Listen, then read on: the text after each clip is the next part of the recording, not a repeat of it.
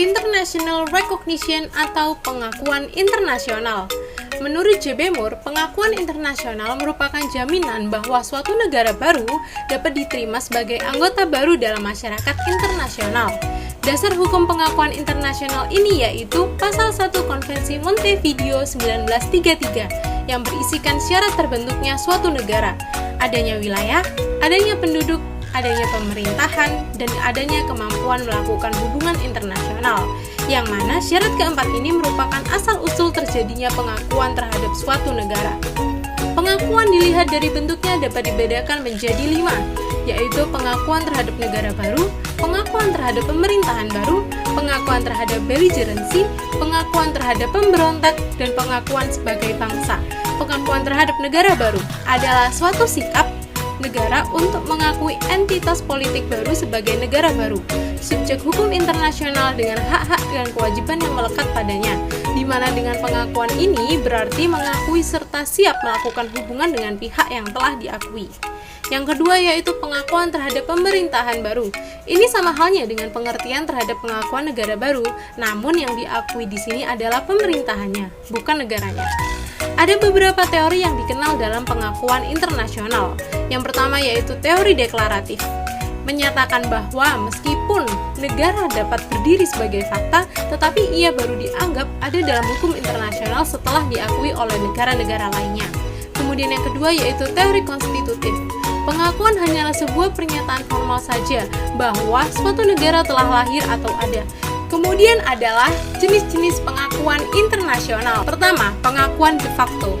Menurut negara yang mengakui bahwa negara atau pemerintahan yang diakui telah memenuhi syarat berdasarkan fakta, diakui untuk sementara dan secara temporer, serta dengan segala reservasi yang layak di masa mendatang. Yang kedua yaitu pengakuan de jure. Pengakuan ini bersifat permanen. Menurut negara yang mengakui, negara atau pemerintahan yang diakui secara formal telah memenuhi persyaratan yang ditentukan oleh hukum internasional. Yang ketiga adalah pengakuan individual. Pengakuan dengan mengirimkan perwakilan negara atau seorang kepala negara untuk melakukan kunjungan atau membuat persetujuan atau melakukan perundingan. Yang keempat yaitu pengakuan terang-terangan. Pengakuan yang dilakukan oleh suatu negara melalui suatu deklarasi. Yang terakhir adalah pengakuan kolektif, dilakukan oleh lebih dari satu negara melalui suatu perjanjian internasional atau konferensi multilateral.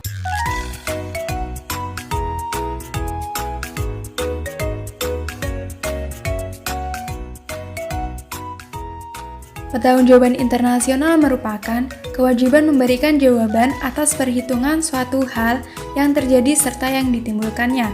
Syarat pertanggungjawaban ada 3. Pertama, ada suatu kewajiban hukum internasional yang berlaku antara dua negara tertentu.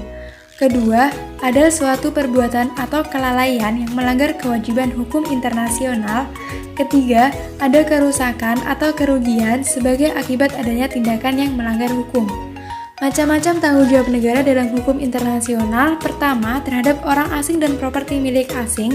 Kedua, terhadap utang publik. Ketiga, terhadap aktivis ruang angkasa. Di sini akan dijelaskan beberapa macam tanggung jawab negara internasional, yaitu terhadap orang asing dan properti milik asing. Negara memiliki hak dan kewajiban memberikan perlindungan pada warga negaranya yang ada di luar negeri. Hak dan kewajiban ini sering menimbulkan konflik. Jadi, apabila ada yang membuat konflik, maka negara harus melindunginya. Kemudian, terhadap hutang publik. Negara kreditur menghadapi negara debitur yang tidak memenuhi kewajiban membayar hutangnya, maka negara kreditur berhak untuk mengambil langkah untuk memaksa pihak negara debitur melaksanakan kewajibannya. Kewajiban negara debitur berkaitan dengan hutangnya sama dengan kewajiban yang muncul dari perjanjian internasional. Untuk menyelesaikan ini, negara hanya dapat melakukan melalui diplomatik maupun jalur hukum. Adapun pengecualian atau pembebasan diri tuntutan pertanggungjawaban, yaitu pertama, penerapan sanksi atas dasar HI, kedua, keadaan memaksa, ketiga, state necessity, keempat, exhaustion of local remedies. Penerapan sanksi atas dasar HI menurut bab 7 Piagam PBB merupakan dasar hukum yang kuat yang mengizinkan digunakannya kekerasan secara kolektif atas nama PBB terhadap suatu negara menghentikan pelanggaran hukum internasional yang dilakukan suatu negara. Kemudian dalam keadaan memaksa, bahwa negara dapat menggunakan pengecualian untuk membebaskan diri dari pertanggungjawaban pihak asing manakala terjadi sesuatu hal atau kejadian yang merugikan pihak asing di luar prediksi negara dan memang tidak bisa diprediksikan sebelumnya.